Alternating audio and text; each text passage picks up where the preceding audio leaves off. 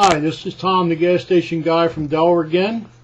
I'd like to discuss an energy policy for the United States that goes completely contrary to anything the United States government has in sight at this time.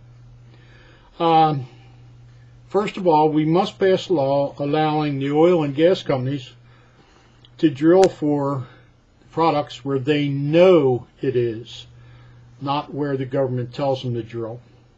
We should use the clean coal knowledge our companies have to allow the use of clean coal that is available now.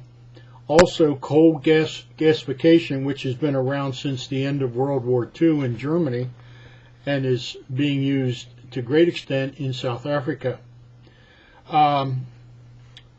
We must also not allow the comparatively small groups of environmentalists to stop things along with the ACLU and make it take years and years and years to build a refinery or an atomic power plant or anything. I know these people have good intentions. There's an old saying, the road to hell is paved with good intentions. The needs of the many exceed the wants of the few in this matter. This is an American crisis to our national safety. Okay. I think we should use atomic power and use the French model, French of all people. What they've done is to have small facilities around the country to handle certain areas, not gigantic atomic power plants to handle half the country. They've used a cookie cutter style, which has meant they are all built exactly the same way, which allows a person to be trained in one facility, and he is then capable, or she, of going to any plant in the country and immediately being able to perform his or her job.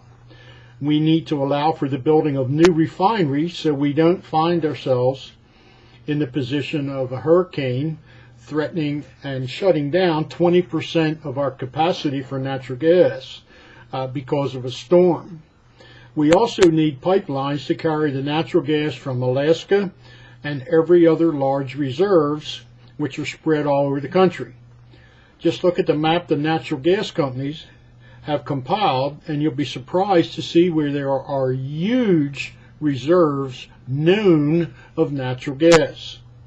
My cousin lives in the middle of the northern part of Pennsylvania and told me the other day that they're sitting on an enormous amount of natural gas, and of course no one will let anybody drill for it there. Okay, next, the government has to stop all subsidies to the oil companies.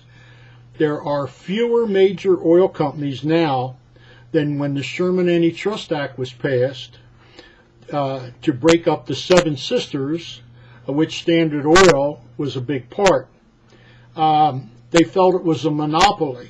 At that time, there were 7 major oil companies. Today, there are 5.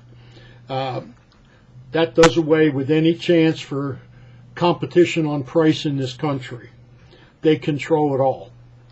Next, instead of selling leases to the oil companies to search or drill for oil and gas, the government should be a small partner in the royalties from the production, just as the states would benefit from royalties from oil and gas in and offshore in their states.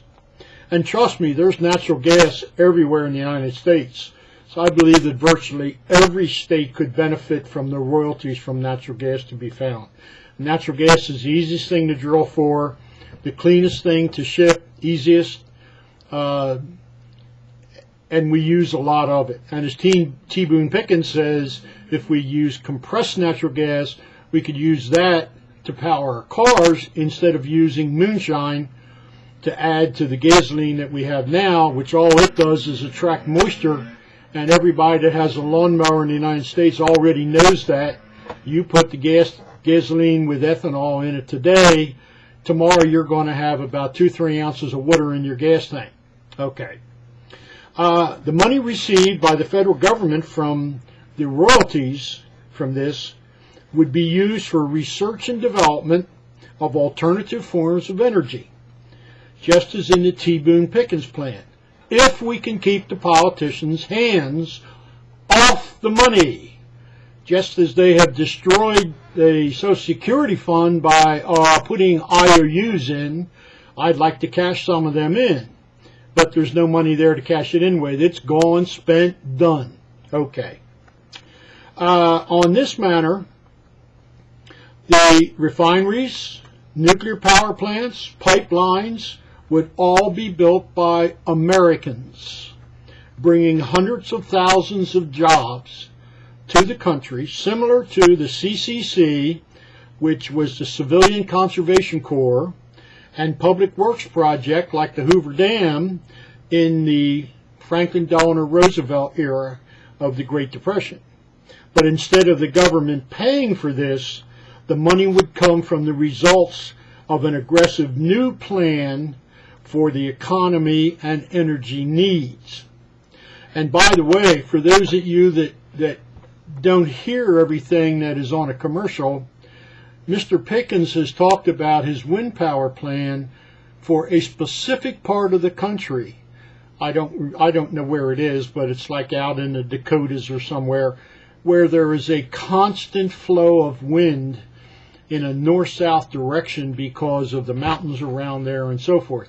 He's not talking about your backyard and my backyard, but very many companies have taken it as a way to convince states to sign on to build wind farms offshore and so forth.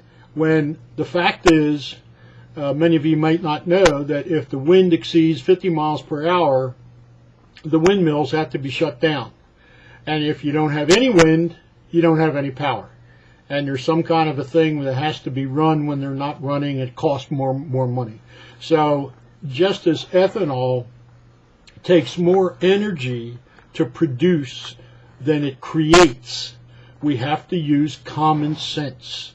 Use what's the best technology and produces the best results and makes the most money for the United States and for the citizens and for the states. Just like Sarah Palin did in Alaska when the price of oil went up. She hit the oil companies with a surcharge, which was then distributed to the people of Alaska.